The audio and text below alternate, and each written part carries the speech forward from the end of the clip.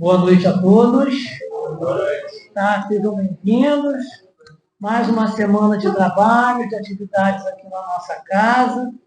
Então, que Papai do Céu, a espiritualidade superior, nos recebam, nos acolham para mais uma semana de atividades, na graça do Mestre. Tá? Então, a gente começa, todos são bem-vindos, aqueles que já são da casa, aqueles que estão vindo a primeira vez, sintam-se bem-vindos, sempre, tá? A gente pede, como de praxe, né, inicialmente na nossa abertura, antes da abertura, que a gente falar sobre as atividades aqui da casa, tá? É sempre bom reforçar, porque tem sempre alguém chegando pela primeira vez, ou que não lembra, ou não conhece, né? Que hoje, segunda-feira, a gente tem a nossa palestra, que vai começar daqui a alguns instantes, tá? Logo após o passo codificado e um término dos trabalhos aqui no salão, tem o atendimento fraterno com os vovôs. Quem quiser o atendimento fraterno tem que botar um mano lá na frente com o Miriam. Só lembrando que quem está fazendo desobsessão, tá, tem que aguardar mais um tempo para ir conversar com o vovô. Tá? Na terça-feira temos também um atendimento com as rezadeiras na parte do dia, com a dona Joana e sua equipe, que é um trabalho bem legal. Tá? Na quarta-feira a gente tem o nosso trabalho de desobsessão, na avaliação com pêndulo. Às quintas-feiras, nós também temos trabalhos alternativos com reflexologia, floral, massoterapia, sendo que tem que agendar também, né, antecipadamente. E no sábado tem o passe magnético, nosso irmão Luiz Sérgio, né, a partir das 14 horas até às 17. Tá? Então, as atividades na casa estão de vento em popa e todos aí bem-vindos, convidados, tá?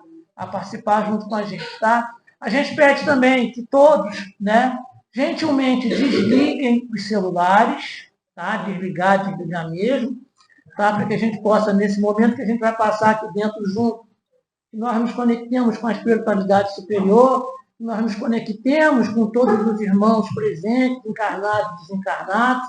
Então, a gente pede para que desligue o celular para também não atrapalhar o colega do lado, tá bom? A todos aqueles também que, assim que terminar a nossa reunião e puderem oferecer uma carona para as pessoas que, de repente, por questão de horário de ônibus, né, um local ermo, tá, escuro, então, se alguém puder também oferecer uma carona solidária, tá, ela também é aceita, tá bom? Então, sem mais delongas, nesse momento agora, a gente pede que todos, né, se sentem confortavelmente, nas cadeiras, tá? E todo mundo procurar entrar em sintonia, que a Sônia, ela faz aqui nosso preparo de ambiente, nossa reflexão, tá? Então, a gente convida todos vocês agora que se sentassem confortáveis. No momento agora, a Rusa vai fazer a nossa leitura de preparo de ambiente. A leitura, né? Eu gosto de fazer sempre do livro Reflexões, que é um livro que é um livro psicografado, né? Vou avisar que eu estou vendo bastante carinha nova. E esse livro nós temos aqui no GEL, e esse dinheiro fica no GEL para poder manter a nossa casa, tá bom? Quem tiver interesse, ele custa só R$25. Vale a pena você ter, porque é um livro, um dos livros de cabeceira, tá? Vale muito a pena. Eu digo até para presentear também, é bem interessante, né? Então, saiu para a gente hoje Intolerância e Preconceito. A intolerância e o preconceito nos levam a atos insanos. Somos capazes de qualquer loucura quando somos levados pelo fanatismo, seja ele qual for. Equilíbrio emocional e respeito às diferenças e aos diferentes são fundamentais. O desrespeito às escolhas alheias nos leva à arrogância de nos acharmos verdadeiros donos da verdade. É o individualismo em mais alto grau. Não abrindo mão de nosso ponto de vista pessoal, nos atolamos na credulidade e pretexto da fé. O preconceito e a intolerância criam um complexo processo psicológico de proteção.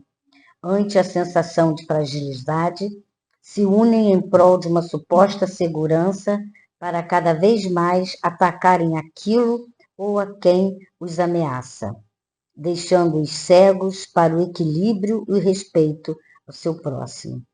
Não conseguem enxergar que a grande proposta do Cristo é amar na dissensão, amar como todos, pensando de maneira igual, ou aceitando de cabeça baixa as ordens de alguém, é no mínimo alienação, hegemonia disfarçada ou fanatismo. E o preconceito, seja ele qual for, revela as limitações do nosso espírito. Temos que aprender a superar nossas diferenças sem extingui-las, caminhando juntos em busca de ideais a realizações comuns. O carinho e a bondade são atos de tolerância máxima perante as diferenças e aos diferentes. E o amor é a mola propulsora da motivação para aprendermos a trabalhar juntos nossas intolerâncias e preconceitos. Então, digamos não ao preconceito e às nossas intolerâncias, sejam elas quais forem, entendendo que todos nós um dia chegaremos ao amor incondicional e viveremos livremente, independente das diferenças, sejam elas religiosas, comportamentais, sexuais, de raça ou cor. Assim seja, graças a Deus. Vamos nos preparar então para a nossa prece inicial, de abertura de trabalhos. Senhor Deus, nosso Pai maior, Jesus, divino amado Mestre, todos os nossos amigos da espiritualidade, estamos aqui mais uma vez reunidos em mais uma noite de atividades no nosso trabalho. Pedimos a vós a proteção, a segurança, o esclarecimento, o fortalecimento. Pedimos também, cada vez mais, que possamos nos melhorar, trabalharmos a nossa fé, a nossa confiança, contando com as graças da espiritualidade superior, do Mestre, que sempre nos acolhe e nos ama. Fica conosco, Senhor, hoje e sempre. Que assim seja. Graças a Deus. Amém. Então, com muita alegria, recebemos hoje, aqui na nossa casa, o nosso irmão José Henrique, com o tema de hoje, um tema muito importante, muito especial, que chama-se Armadilhas do Perfeccionismo. Tá? Doutor José Henrique. Boa noite, queridos irmãos. Boa noite. Que boa noite gostosa. Menos frio, mais vigor. Interessante que a leitura, que não foi escolhida por mim, tem tudo a ver com o nosso tema. A nossa irmã citou, para quem observou, prestou atenção, 3 grandes falácias da nossa organização espiritual. Aliás, 2, eu vou acrescentar a terceira. Ela nos falou da intolerância e nos falou do preconceito. Situações que são muito presentes em todos nós. Por que somos intolerantes? Porque, em verdade, não nos toleramos. Frente às dificuldades, aos fracassos, aos erros, como é difícil a gente aceitar o erro. E daí, então, nós projetamos no próximo a mesma intolerância que temos conosco. E claro que isso tudo está alicerçado no preconceito. Nossos padrões, que diríamos rígidos. E por ignorarmos profundamente as leis do Pai, e aí entra a ignorância, cada vez mais vamos robustecendo os preconceitos, as nossas leis, as nossas regras. Bom, o que a nossa irmã leu tem tudo a ver com uma situação extremamente presente na criatura humana. O perfeccionismo. Daí o tema. Armadilhas do perfeccionismo.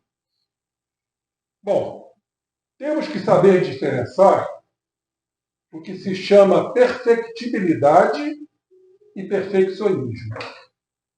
A questão 132 do Livro dos Espíritos, Kardec pergunta à espiritualidade: qual o objetivo da encarnação dos espíritos? E eles foram insofismáveis.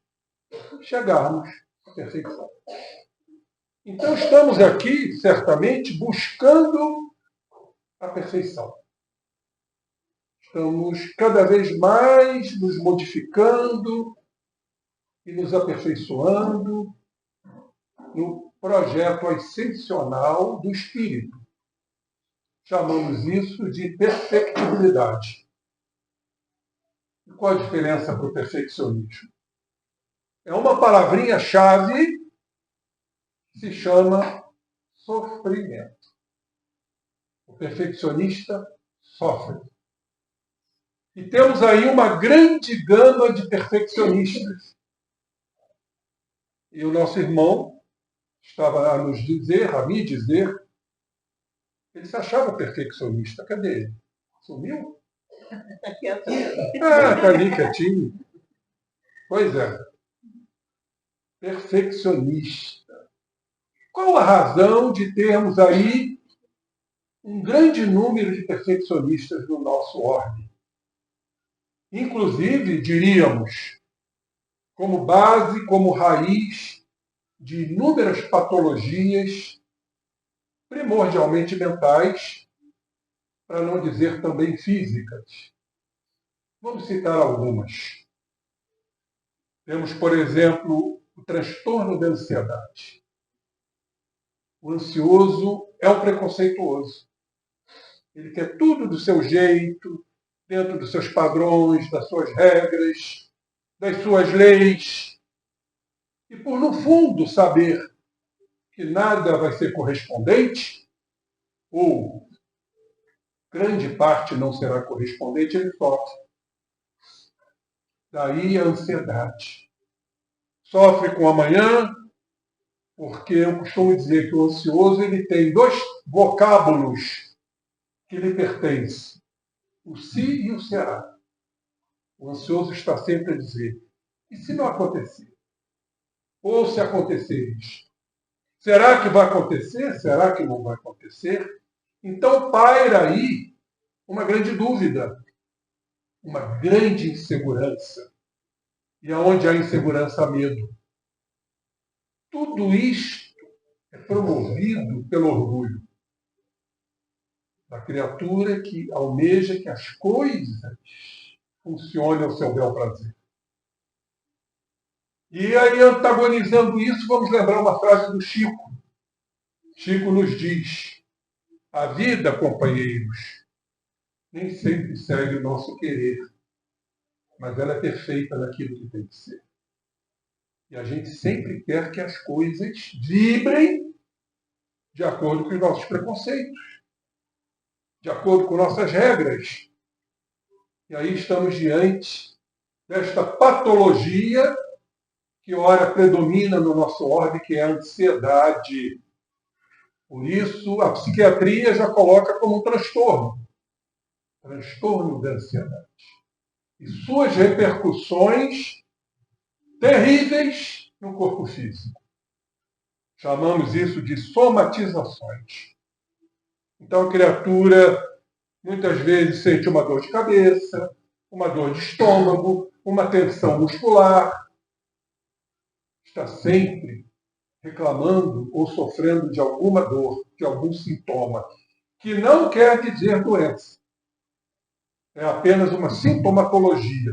Aí vai no médico, faz exame de sangue, faz exame de urina, faz isso, faz aquilo, exame de imagem, e não se encontra absolutamente nada. Porque tudo isto está no terreno do psiquismo. Aí o médico, não sabendo o que fazer, diz: é nervoso. Tome isto, tome aquilo, quando não é uma receita controlada, para aplacar aquela ansiedade e que não vai ser resolvida. Porque o remédio, ele apenas ameniza, mas ele não mitiga a causa. Está na personalidade rígida de ser. Porque o ansioso é rígido. Então estamos diante de um transtorno universal chamado ansiedade ou rigidez. E daí, automaticamente, cai-se numa outra patologia de maior monta, chama-se transtorno ansioso depressivo. Quando a criatura não conquista seus objetivos, suas metas, quando ele não atinge aquilo que ele imaginou que deveria ser, ele desanima. Ele se acha um fracassado, ele se acha um frustrado, vem abaixo a autoestima, e aí então ele desanima diante das propostas da vida. Há o que chamamos de um transtorno do humor. Humor quer dizer, vem do latim humorare, que significa disposição. A pessoa perde a disposição, perde o prazer, não acredita em si, não confia em si. E aí então se instala nesse quadro terrível, chamado a patologia do século, chamado depressão. E quando ele sai, por um estímulo qualquer, não é aquela depressão gravíssima, que a pessoa não sai do leito, ele então tem um estímulo e sai do quadro depressivo e volta para o quadro ansioso, da sua rigidez comportamental. E acontece o mesmo processo. Diante de um fracasso, diante de um infortúnio, ele se acha impotente, ele se acha incapaz, ele se acha culpado. Volta a cair no processo depressivo. E mais, companheiros, tudo isso que eu estou falando começa a se repercutir no corpo. Em doenças. Doenças hoje espalhadas no nosso orbe, fruto desses desequilíbrios comportamentais. O rígido tende a extravasar para o corpo essa rigidez. E aí, então, vamos encontrar alterações que já está acontecendo entre os jovens, alterações chamadas de osteomusculares. Acreditem, hoje encontramos jovens já portadores de osteopenias, osteoporoses, artroses. Ora, até então era a doença do idoso, e agora? Como podemos explicar tudo isso? Doenças da rigidez. Temos uma que já está se afamando no nosso orbe, chama-se fibromialgia. 100%, segundo estatísticas científicas, 100% dos fibromiálgicos, ou seja, portadores de fibromialgia, são perfeccionistas. Não sou eu quem digo. É a Sociedade Psiquiátrica Americana e brasileira também, analisando os comportamentos dos fibromiálgicos, que nada mais são do que energias rígidas, as fixações mentais de perfeição, porque ele não admite errar, nos grupamentos musculares, chamados tender points. São vários grupamentos musculares. E todo fibromiálgico é um ansioso. Então nós estamos falando de patologias. Estamos falando de sofrimento. Estamos falando de desajustes mentais e físicos. E aí uma grande pergunta faço a todos aqui presentes. São remédios que vão resolver isso? Vocês estão ouvindo isso de um médico. Claro que se eu falar isso no meio academicista, vão me expulsar. Os laboratórios vão me injuriar, porque eles vivem de vendas de medicamentos. Se não houver um entendimento profundo, se não entendermos verdadeiramente a reencarnação, os fatores psicológicos, nós não vamos combater esse grande mal. Por que hoje temos uma grande população de perfeccionistas? O perfeccionista não gosta de errar. O perfeccionista é detalhista, é escrupuloso, é minucioso. E quanto mais ele se torna minucioso, mais ele vai acrescentar minúcias. Porque ele está sempre preocupado com aquilo que ele não quer. Errar. Para não se expor, inclusive, a julgamentos que ele detesta. Então, são aquelas criaturas que trabalham muito, são aquelas criaturas que passam noites a fio para serem perfeitos. Agora, qual a razão disso? Estava comentando com o nosso irmão que isso não é hereditário. Pode ocorrer, né, uma afinidade, porque os espíritos encarnam em núcleos familiares pela lei da afinidade. Mas nem sempre isso acontece. Então, existem pais normais, não perfeccionistas, e filhos perfeccionistas. Vamos atribuir a educação rígida, que nem sempre também acontece. Doutrina espírita, a gente tem que tomar muito cuidado em julgar, como o próprio Jesus nos falou. À medida que tu julgares, tu serás julgado.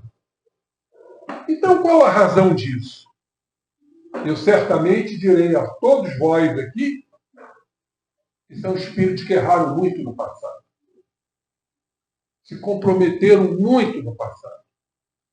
E vêm com aquela ideia fixa de não voltar a errar. Porque está no seu inconsciente a dor que os erros do passado provocou, a dor que provocou. Então vem na sua personalidade essa característica para não sofrer o que sofreram no passado. Por isso, uma grande gama de patologias cuja base é o perfeccionismo. O pânico, por exemplo, o transtorno do pânico, 100% dos panicosos são rígidos, são controladores. Falaríamos aqui em diversas patologias amancheiras. Mas, vamos lá à nossa doutrina espírita, capítulo 17, sede perfeitos, que não quer dizer sede perfeccionistas. Quais são os caracteres da perfeição? Está lá no Evangelho segundo o Espiritismo. Uma frase bastante clara, indiscutível, inegável, que está no Evangelho de Mateus, capítulo 5, versículos 44, 46 a 48. Frase do nosso Mestre Jesus. Diz ele: sede, pois, vós outros perfeitos, como perfeito é o vosso Pai Celestial. Então Jesus está a nos traçar o caminho. Ele não diz, sede, pois, vós outros perfeccionistas. Ele diz perfeitos. Porque atingiremos a perfeição através de encarnações, a perfeição relativa, porque a absoluta é o Pai que nos criou. Então Jesus foi muito claro. E como atingir a perfeição? Pelas mudanças. Agora, não sofrermos quando não conseguimos. Porque é muito comum entre os perfeccionistas que se cobram, são rígidos, são intolerantes, são inflexíveis. Primeiro consigo, depois com o próximo. São criaturas até intratáveis. Se acham líderes, donos da verdade, extremamente rígidos, com repercussões, como disse, no campo psíquico e no campo físico. Agora, como agir para não cairmos neste perigoso caminho? É não nos cobrarmos, é não nos exigirmos, é não nos sofrermos diante do erro, diante do fracasso, porque faz parte. Somos imperfeitos, somos criaturas inacabadas, na incompletude psíquica, moral, espiritual. O que é que nos falta? Uma palavrinha-chave, a humildade. Porque o perfeccionista não é humilde. Não é. Se acha, né, o poderoso. É o padrão de poder que lhes é peculiar. Agora, o humilde compreende o fracasso, compreende o erro, compreende os equívocos de que somos portadores. Por isso eu costumo dizer que humildade vem de humus, que quer dizer terra, e também ser humano. Ou seja, compreender, discernir a nossa condição terrena. Somos espíritos imperfeitos. E como espíritos imperfeitos, nós erramos, companheiros. Agora, não podemos nos martirizar, cair num terreno pantanoso da culpa, da autopunição, para que não tenhamos doenças da autopunição, que são as doenças autoimunes. Ora, hoje espalhadas no nosso meio.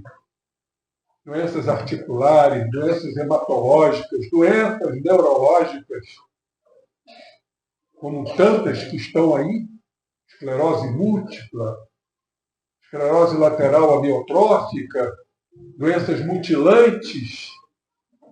Certa feita, na época que eu estava em muito vigor na terapia regressiva, eu tive uma paciente com esclerose múltipla. Fiz a regressão, era uma criatura perfeccionista e que no passado tinha errado muito. Esse caso eu levei até para Lisboa. Apresentei no congresso, lá na Faculdade Dentária de Lisboa. As galerias todas lotadas pelos nossos irmãos portugueses. Então, esclerose múltipla, uma doença neurológica, por conta de culpa, de autopunição. Então, meus irmãos, como agir diante de uma característica perfeccionista? É compreender, é ser humilde, é aceitar os erros. Não quer dizer ser conivente com os erros. Ah, eu errei, então vou errar novamente. Vamos cair na chamada síndrome da Gabriela. Eu nasci assim, vou morrer assim? Não. Não é esse o objetivo. O objetivo da encarnação é, a pouco e pouco, irmos atingindo o grau de perfeição. E para isso necessitamos, isto requer uma grande dose de humildade. Compreender a nossa condição. Errei. Vou tentar não errar mais. E se eu voltar a errar? Não tem problema. Então nos falta um sentimento capital cuja geratriz ocorre nas doenças e enfermidades, segundo a psiquiatra Nise da Silveira, psiquiatra lagoana. Nos falta o auto-perdão. A gente fala tanto de perdoar o próximo. Como perdoar o próximo se a gente não se perdoa? Somos rígidos, somos exigentes, nos cobramos muito. Sabemos que somos condicionados.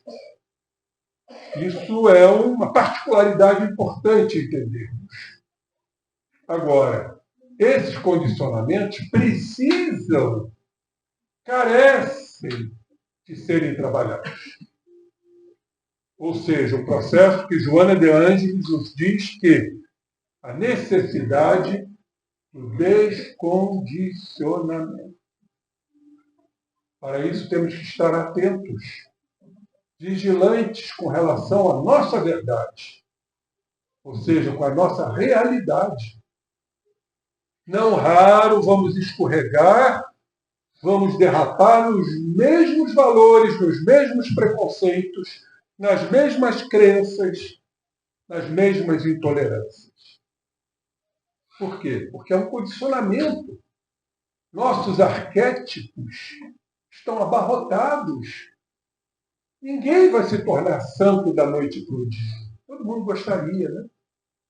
Esse foi o grande engodo que nos passaram. Oh, você vai para o céu, você errava para o inferno. Nenhuma e nem outra coisa, gente. Nós estamos aqui mourejando, estamos aqui lutando com as nossas impropriedades. E é preciso a gente reconhecer isto. Tanto que Paulo, o apóstolo, nos disse: o bem que eu quero fazer, eu não faço. No entanto, o mal que eu não quero fazer, este eu faço. Vejam a lucidez do apóstolo. Reconhecendo a sua condição de espírito imperfeito. Ele tinha acabado de sair do sinédrio. Era um doutor da lei, orgulhoso. Totalmente orgulhoso, prepotente, com seus preconceitos. Quando ele conheceu Cristo, ele se entregou. E queres que eu faça, Senhor? Depois que o Cristo disse a ele: Saulo, Saulo, por que me persegues? Foi a metanoia, ou seja, a conversão. Dali não havia a menor dúvida em relação à mudança. Que os gregos chamam de metanoia e os franceses de metanoiete. E ali ele começou a ingressar no caminho que o Cristo deixou para ele. O rastro luminoso do Cristo. Quando o céu se fendeu e o Cristo se fez a ele. Todo mundo gostaria de passar por esse momento. Não necessitamos. Esse Cristo não precisa aparecer para nós. Não precisa fender o céu, rasgar o céu, porque esse Cristo está em nós. O que nos cabe é nos abrirmos. E não ficarmos nos punindo ou superdimensionando a síndrome de amplificação dolorosa, que nada mais é do que a fibromialgia. Nós amplificamos a dor como que se a gente merecesse aquilo. É autopunição, é autoagressão. E nossas células sofrem terrivelmente com isso. Então o caminho é este, companheiros, como Jesus nos deixou. Mas vamos ver aqui o que o Evangelho nos diz. Com efeito, se observam os resultados de todos os vícios e mesmo dos simples defeitos, reconhecer-se-á nenhum haver que não altere mais ou menos o sentimento da caridade. Porque todos os vícios, os defeitos, têm seu princípio aonde? No egoísmo e no orgulho. Então, o perfeccionista é um egoísta? Sim. É orgulhoso? Sim. É um preconceituoso? Sim. Ele quer ser perfeito. Ele quer ser maior do que a própria humanidade. Que lição é a negação da caridade? O egoísmo e o orgulho. Ah, mas e a caridade? Basta que eu cumpra alguns objetivos de ajudar na campanha do quilo, na cesta básica, na campanha do berço. Que beleza! É um pleno estado de generosidade. Mas não basta isso. A caridade é sair de si. A caridade é procurar desfazer os preconceitos, a intolerância, é conhecer, é estudar o que a doutrina espírita nos traz. Não estou aqui preconizando para todos que estudem a doutrina espírita, mas que estudem os princípios básicos e os postulados doutrinários que nós conhecemos. A existência, a sobrevivência da alma, a existência de Deus, a pluralidade dos mundos habitados, as pluralidades das existências e a comunicação dos espíritos. Esses serão os princípios. Por isso que Emmanuel diz: o Espiritismo não será a religião do futuro, mas o futuro das religiões. Dia virá e não haverão mais religiões. Como, por exemplo, sabemos pela literatura espírita, estudando a revista espírita, a descrição de Júpiter, o orbe mais evoluído do sistema solar. Lá não há religiões. A religião lá é Deus. Deus no comando de tudo. Porque as religiões foram criadas pelo homem. Essa é a grande realidade. As religiões é para que as criaturas se encaminhem positivamente. Reconheçamos isto. Nenhuma é melhor que outra. Sabemos muito bem disso. Não é porque sou espírita que eu sou melhor do que um católico, do que um evangélico. Ou um bandista. Aliás, diria mais, não é porque sou espírita que eu sou melhor que um ateu. A religião não tem nada a ver com a condição moral da criatura. Eu conheci e conheço muitos ateus altamente valorosos, criaturas do bem, criaturas que propagam a caridade naturalmente, saindo do egoísmo e do orgulho. E diz aqui o Evangelho: é isso porque tudo o que sobrecita o sentimento da personalidade destrói, ou pelo menos enfraquece os elementos da verdadeira caridade. Quais são esses valores? A benevolência, a indulgência, a abnegação e o devotamento. Então, quando estamos em curso desses valores da caridade, nós estamos sendo flexíveis, não tão rígidos. E vamos no mesmo capítulo falar do homem de bem, que é o grande objetivo nosso, ser de perfeitos, não perfeccionistas. Pois bem, o homem de bem estuda suas próprias imperfeições e trabalha incessantemente em combatê-las. Essa é a grande luta interna contra os nossos preconceitos, nossas ideias preconcebidas, nossas regras rígidas de ser, que trazemos de outras existências, até para nos proteger. Porque criamos valores equivocados na vã ideia de que com isto, sendo perfeccionistas, nós não vamos errar. E erramos, porque o erro faz parte. O erro pertence à condição de espíritos, que somos imperfeitos. Então precisamos, diante do erro, trabalhar o auto-perdão.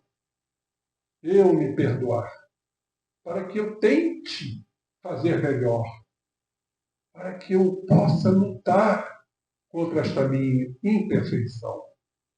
Todos os esforços emprega para poder dizer, no dia seguinte, que alguma coisa traz em si de melhor do que na véspera. Isso é maravilhoso. Hoje estou sendo mais flexível, estou sendo mais tolerante, estou sendo menos preconceituoso. No dia seguinte, a gente já começa a ampliar o nosso psiquismo, promovendo mudanças, as pequenas que sejam. Nós temos, lamentavelmente, pelo nosso desejo, pelo nosso imediatismo, queremos já nos tornarmos criaturas perfeitas. Sabemos que não é assim que as coisas funcionam. Eu trouxe aqui, para que cada um, já que temos uma grande gama de perfeccionistas, o nosso querido Hamed, no livro O Modo de Entender, uma nova forma de viver. Ele nos coloca aqui com muita propriedade, vamos analisar o retrato do perfeccionista. E ele começa a nos dizer aqui, está em 2 Coríntios, capítulo 9, versículo 7. Cada um dê como dispôs em seu coração, sem pena nem constrangimento. Pois Deus ama quem dá com alegria. Olhem só. Porque a criatura é flexível, a criatura tolerante, a criatura que se autoanalisa, está lutando com as suas impropriedades, é uma criatura alegre. Em contraposição, o rígido, quando não atinge seus objetivos perfeccionistas de ser, sofre, se entristece, se culpa, se martiriza. Por isso que Paulo, aos Coríntios, disse: Deus ama a quem dá com alegria. Então, a moldura dessa tela mental junta elementos básicos da índole do indivíduo, que possui a tendência de se obstinar em fazer as coisas com absoluta perfeição para ele. A matéria-prima do perfeccionista, vamos lá, é constituída das seguintes posturas, ideias e atitudes. Que cada um analise isto, se enquadre ou não. Vamos a algumas?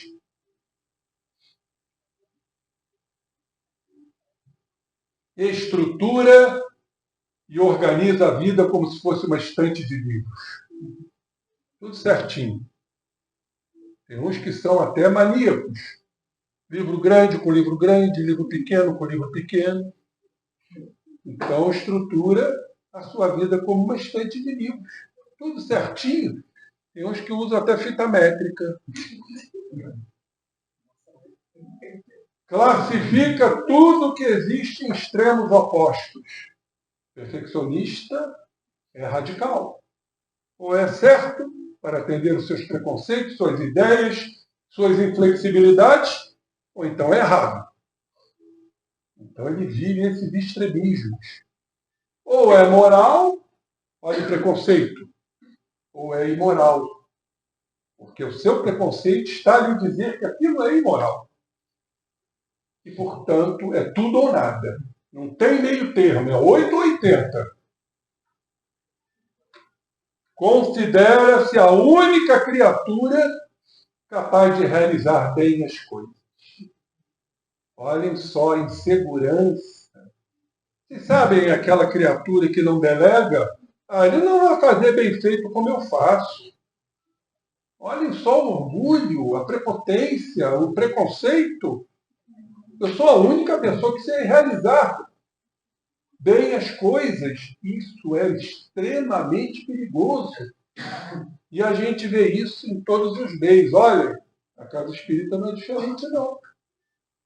Por isso está se mudando, né, completamente a proposta dentro de uma casa espírita que deva ser um colegiado e não uma casa espírita presidencialista. Porque tudo vai convergir para essa criatura que não é capaz, né, de delegar, pois ela se considera a única pessoa que realiza bem as coisas. Ou seja, cada vez mais adornar o seu orgulho, o seu perfeccionismo. E por conta disso, quer estar sempre com a razão. É ou não é um preconceito? Querer estar com a razão. A razão é minha, é única, não abro mão dela, e as criaturas têm que se submeter às minhas regras.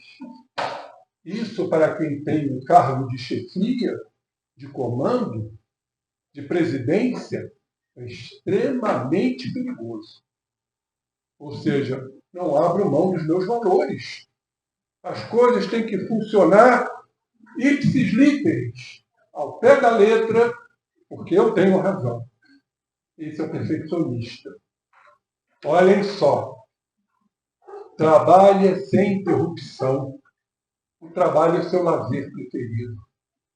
Então, a criatura trabalha para atender a sua expectativa perfeccionista de ser. Não pode ter uma falha. Vocês já viram aquela criatura que redige um texto? Não, será que está certo? Será que a vírgula está no lugar certo? Será que a pontuação está certa? Fica duvidando. E aí, cada vez mais, busca aprimoramento, vai no dicionário, se esfalfa para que o trabalho possa ser o seu lazer. Tem pavor de cometer erros. O perfeccionista tem pavor de cometer erros. E para ele o êxito não é condizente com a timidez.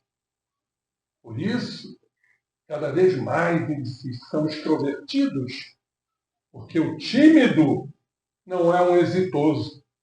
O tímido está fechado em seus valores e eles acreditam, né, que isso não é condizente.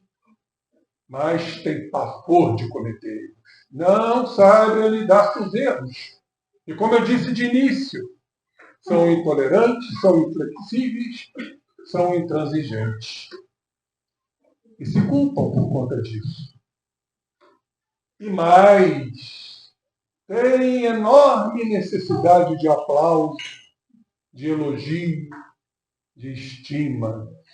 Quando isso não acontece, eles se perguntam: onde eu errei? Aonde falhei porque não recebi palmas?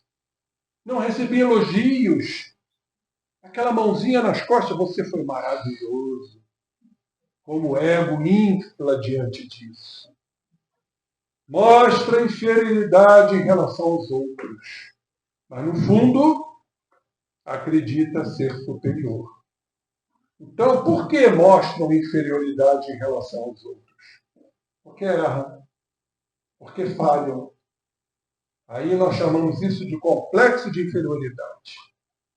Mas, no fundo, orgulhosos que são, eles acreditam que são superiores. E aí, vamos abrir um parênteses, porque é muito comum a criatura que erra, que falha, que fracassa, que sucumbe, instalada no complexo de inferioridade, tem um sentimento muito escondido dentro de si. É um sentimento que não se mostra, e chamamos de inveja. O invejoso é um complexado. Ele se acha inferior, mas no fundo ele acredita que é superior. E o que o invejoso faz? Quando está numa comunidade, quando está numa sociedade, quando está na família, ele começa a ser maledicente. Começa a tentar, aquele que ele inveja, a romper aquela superioridade, a vitória, o triunfo que ele acredita. Que o invejado nem sempre está nessa condição de superioridade, de triunfo e de vitória. Mas o invejoso, ele vê dessa forma. Ah, fulano é brilhante. Ou fulano é bonito. Ou fulano se veste bem. E eu? Às vezes a pessoa está vestida bem, mas não se acha. É um complexo de inferioridade, é o menosprezo que a criatura tem de si própria. Porque errou, porque falhou, porque se sente diminuído. Como é difícil trabalhar isso. Como é difícil, digo eu, no autoconhecimento, a pessoa se reconhecer invejosa. Não. Aí começa a usar artifícios. Eu não sou invejoso, eu tenho admiração. Ou então a chamada inveja racista. É uma inveja branca. Porque a negra é detestável. É uma inveja racista. A inveja branca para tentar minimizar, aplacar esse sentimento tão deplorável. Outros valores do perfeccionista.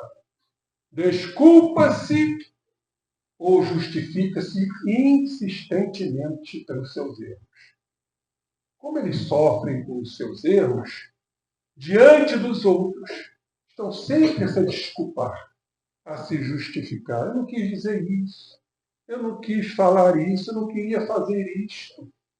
Tentando sempre uma falsa desculpa pelos erros cometidos. Espera em demasia a consideração alheia. Por serem carentes, por serem inseguros, frente aos seus quadros de rigidez, eles querem a consideração. Eles querem ser amados, mas não amam. O rígido, ele não ama, ele impõe. É diferente. Então vive esperando o elogio, o aplauso e a consideração. Eles não estão se enquadrando, não, né? Engraçado, eu me enquadrei em todos. Fazendo uma análise profunda, eu entrei em todos os fatores aqui. Ah, meu Deus, isso então é muito comum. Dramatiza problemas e conflitos. É o dramático. É aquele que superlativa as coisas, os problemas. E muitas vezes culpando os problemas, os conflitos externos como a causa de seus sofrimentos. Então dramatizam problemas e conflitos. E isto aqui, então, é fundamental na personalidade perfeccionista. Resiste às ideias e conceitos novos. Sabe aquela criatura que não abre mão dos valores, dos seus preconceitos, das suas regras? Tudo que é novo, ele expele, bota para fora, elimina. Arcaísmo do futebol clube. Sim, sim. Tudo que é novo não é adequado. São os obsoletos, são aquelas regras que a própria criatura trouxe de outras existências e que se repetem. Olhem só. Tem dificuldade em relaxar. Está sempre preso a obrigações. Eu tenho que fazer isso. Ontem. Eu tenho que ter feito isso ontem. Se a obrigação que ele se predispôs a fazer não foi cumprida, ele sofre. Sempre preso a regras, a normas, aos preconceitos. E não relaxam. Sabe aquela criatura que chega no final do dia, ai meu Deus, estou todo dolorido. Uma tensão muscular. Aí vem para o gel para massagem. Ou então vai para o acupunturista. E o que é pior, vai funcionar. Mas depois os valores retornam. Porque não houve tratamento da causa. Não houve a concepção de que a rigidez está em si, nos seus preconceitos, nas suas regras, nas suas rigidezes. Tem obstinação pela ordem, meu Deus. E aí não poderíamos deixar de falar num transtorno muito comum, chama-se TOC, transtorno obsessivo compulsivo. Ou traços de toque que muitos têm. Apenas traços. Então, sabe aquela criatura que bota o copo aqui. Aí a faxineira chega e tira. Aí eu volto ao local, não, tem que ficar aqui. Obstinação pela ordem. Isso aí chama-se transtorno obsessivo compulsivo. São as manias que criamos, porque tudo tem que ser perfeito, tudo tem que ser rígido ao pé da letra. Ai, meu Deus, eu vou ter que dizer isto. Tem compulsão pela limpeza. Eu me lembro de uma parenta minha que ficava o dia inteiro limpando a janela, para que aquela janela não tivesse poeira. Usava até uma faquinha. Vocês se lembram do postigo, né? Aquela janela. Hoje eu não sei se tem mais os postigos, né? E com a faquinha ela ia limpando, janela por janela. ou seja, compulsão pela limpeza. Ora, meus irmãos, quando falamos de compulsão, falamos de ansiedade. Toda ansiedade se canaliza normalmente para uma compulsão. E aí, então, é preocupação de não deixar suja aquela janela.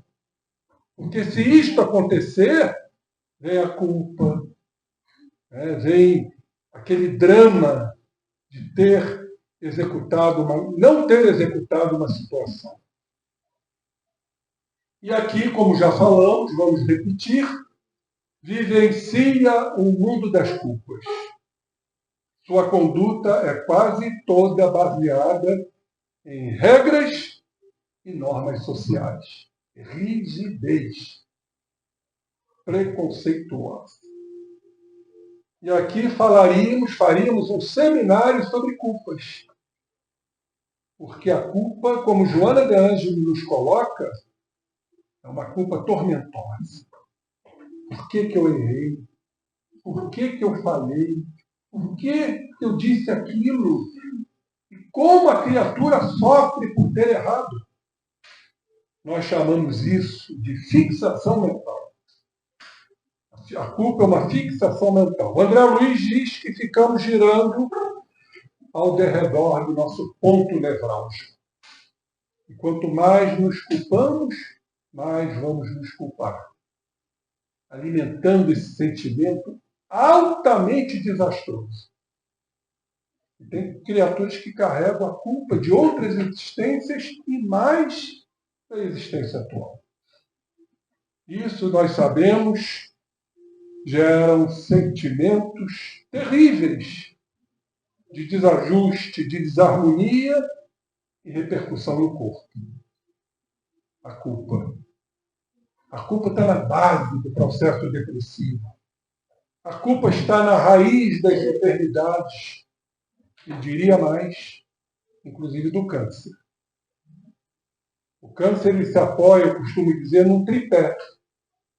Quando nós temos um gene responsável pela maturação da célula, tá? Nós chamamos de proto-oncogene, ou seja, responsável pela proliferação celular e responsável pela maturação celular. Mas para bloquear esta proliferação exagerada, que formaria um tumor, nós temos um outro gene que reprime isto. E a terceira perna, gente? É o estresse, é a ansiedade. Ou seja, nosso sistema imunológico que cai, e aí está feito, né, o processo. Porque o próprio oncogene vira no oncogene, que é uma célula tumoral. O gene que deveria reprimir isto, não reprime. O sistema imunológico que nos defende, cai. Nós sabemos perfeitamente bem que o sistema imunológico está intimamente ligado aos estados emocionais. Ansiedade, irritabilidade, tudo isso que falamos aqui. E aí, então, a célula tumoral começa, eu chamo de uma célula egoísta, que ela se alimenta da vascularização de outras células. Para atender o quê? As suas regras, seus desejos, seus preconceitos, seu orgulho. E ela cresce. E não satisfeita, ela vai promover metástases. Sai do rim e vai para o pulmão. Porque ela quer possuir, ela quer ter, ela quer dominar o território. Só que a célula se esquece que, matando a criatura, ela também vai morrer. Ou seja, como isso é importante. De não querermos desembarcar o mundo para que o mundo se submeta à nossa vontade. Ou seja, a visão egocêntrica, a visão nossa, orgulhosa de ser, em detrimento do irmão. Por isso a caridade é muito importante. Então esta é a culpa. E muitas criaturas carregam porque falhou em outras existências e que continua a falhar e não aceita. Então, quem busca a perfeição, meus irmãos, neste mundo de provas e expiações, se esquece de viver. E não consegue perceber a alegria imanente na própria existência humana. E voltando àquela frase que está em Coríntios, Deus ama a quem dá com alegria e não a quem dá com perfeição. Porque quem quer dar com perfeição não se torna alegre. Diante dos erros, diante das faltas, diante dos equívocos. Ninguém nos exige nada, a não ser a própria exigência. A vida não nos exige nada. Nós é que nos exigimos. Nós é que nos cobramos. Perfeição. Ninguém nos julga nem nos condena com tanta severidade como nós mesmos. Muitas vezes o fazemos. E vamos ler isso aqui, que é muito importante, porque estamos falando de perfeccionismo, estamos falando de culpas, estamos falando de preconceitos, estamos falando da criatura humana. Por que eu digo isso? Porque quando a gente desencarna, o que a gente leva? O dinheiro? A família? Os bens materiais? Tudo fica aqui. Muitas vezes é motivo de guerra entre os familiares que querem possuir, que querem ter. Então, o que a gente leva? As fixações mentais, as culpas, a rigidez, o preconceito, a intolerância, a raiva, a mágoa. Então, eu trouxe isso aqui para que a gente analise. A fixação mental é o estado em que o espírito, encarnado ou desencarnado, cristaliza seu psiquismo em torno de determinados fatos, acontecimentos ou sentimentos do passado, isolando-se do mundo externo e passando a viver unicamente em função daquelas ideias. Companheiros, por que isso é importante? Porque quando desencarnamos, vamos levar exatamente essas fixações. E o que acontece? Essas fixações que são criadas, alimentadas, robustecidas, nós vamos fazer isso no mundo espiritual. Só que aqui nós temos algo a nos proteger. Sabe o que é? O corpo físico. O corpo físico é o grande filtro, é o grande véu. No mundo espiritual não teremos o corpo físico. Mas teremos as fixações que nós alimentamos. E aí passamos a extrair do corpo espiritual as energias de alimentação dessas ideias, das quais não nos desapartamos. Então vai haver o que chamamos de um torpor no espírito. Por isso, André Luiz, no livro Os Mensageiros, diz, os que dormem. Esse torpor leva a um sono espiritual. O espírito dorme? Dorme sim. Ele dorme, ele passa por esse torpor. E o que acontece quando se dorme? A gente sonha. Nós não sonhamos? O espírito também sonha. Sonha com o quê? Ali não tem um corpo para filtrar. Sonha com seus erros. Sonha com seus preconceitos, com suas rigidezes. Sonha com o passado. Ali é uma rememoração do passado pelo desdobramento da morte. Olha só, gente, como isso é importante. E esse sonho torna-se um pesadelo. E quem tem pesadelo, o que acontece? Desperta. Acho que muitos aqui já tiveram pesadelos. A gente acorda em pânico. Aqueles sonhos terríveis. Agora imaginem isso no mundo espiritual. E quem acorda diante de pesadelos, muitas vezes, assessorado por espíritos obsessores, entra em desespero. É o que chamamos de perturbação espiritual ou insanidade espiritual. E diante da sua realidade, os espíritos entram em perturbação, alucinados, e, como diz André Luiz, saem correndo. Ele faz uma citação de uma enfermaria que tinha mais de 1000 desencarnados. Apenas 3 acordaram e saíram desabalados, perturbados.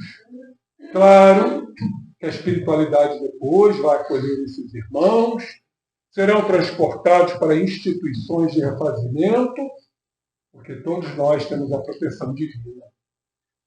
Mas aí uma grande pergunta, para a gente encerrar.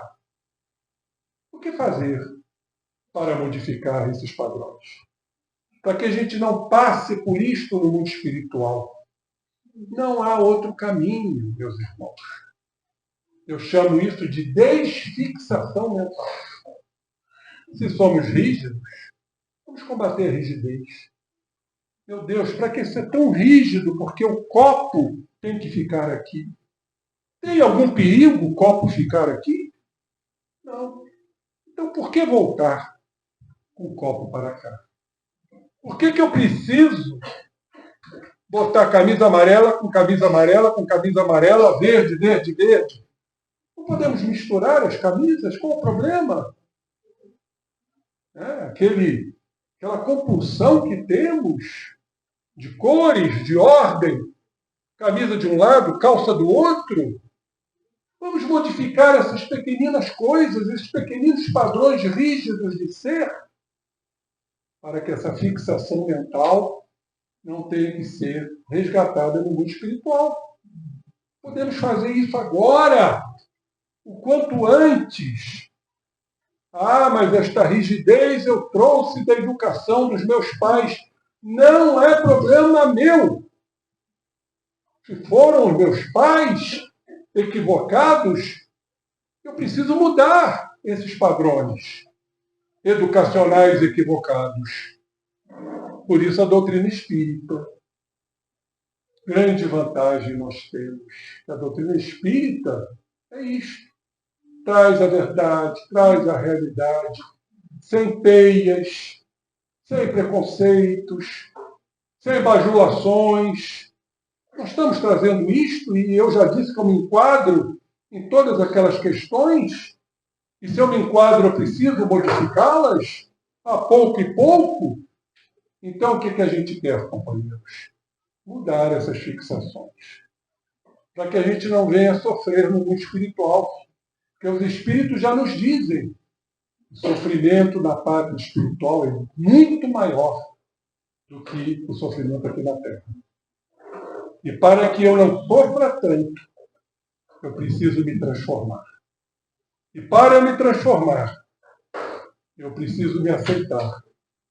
E para eu me aceitar, eu preciso me conhecer. O autoconhecimento. Obrigado, meu Pai, de eu poder ampliar a minha consciência, de eu ter uma dose de humildade para eu me reconhecer como um ser falível, como um ser imperfeito, para que um dia eu possa cumprir a frase de Jesus: sede perfeitos, como perfeito é vosso Pai Celestial. Chegaremos lá. Muita paz a todos. E nesse momento agora, o nosso irmão José Henrique vai para a nossa prece final. Neste momento de arrebatamento espiritual, onde certamente todos nós aqui nos encontramos um tanto desligados do corpo físico, o que chamamos de estado alterado de consciência, desprendidos do corpo material,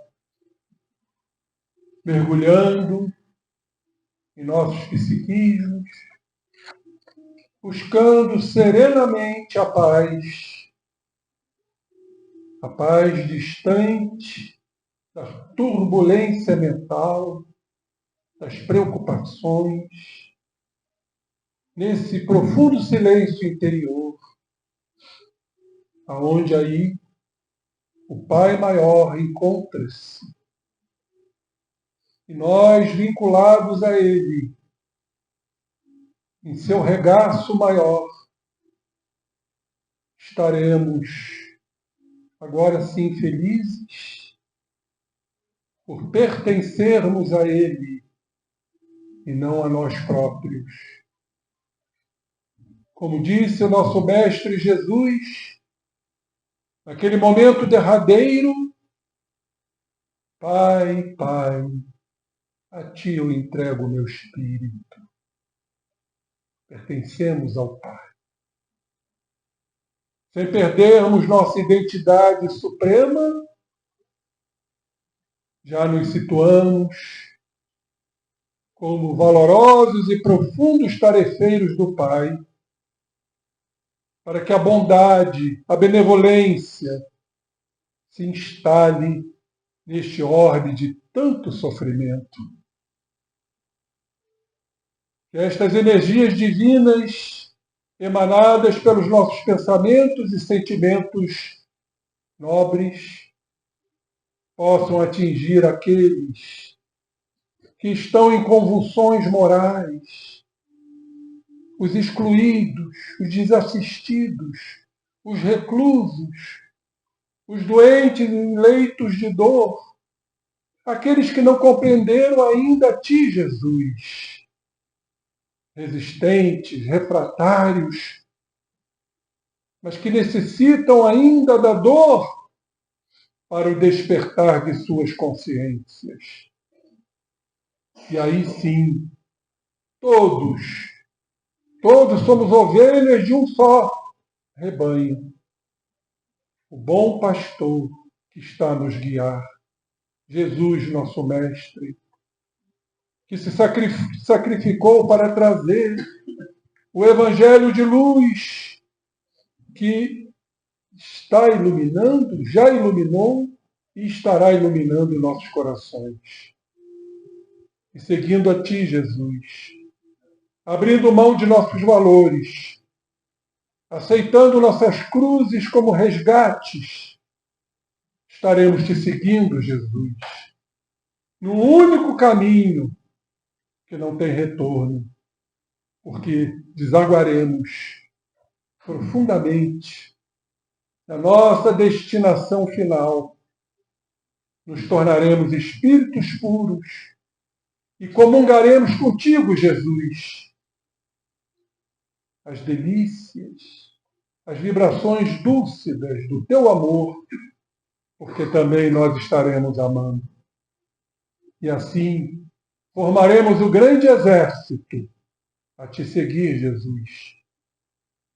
Pedimos então, Mestre amado, governador planetário, que possa nos abençoar nesta longa jornada de evolução, para estarmos sempre justapostos, alinhados a Ti, Jesus.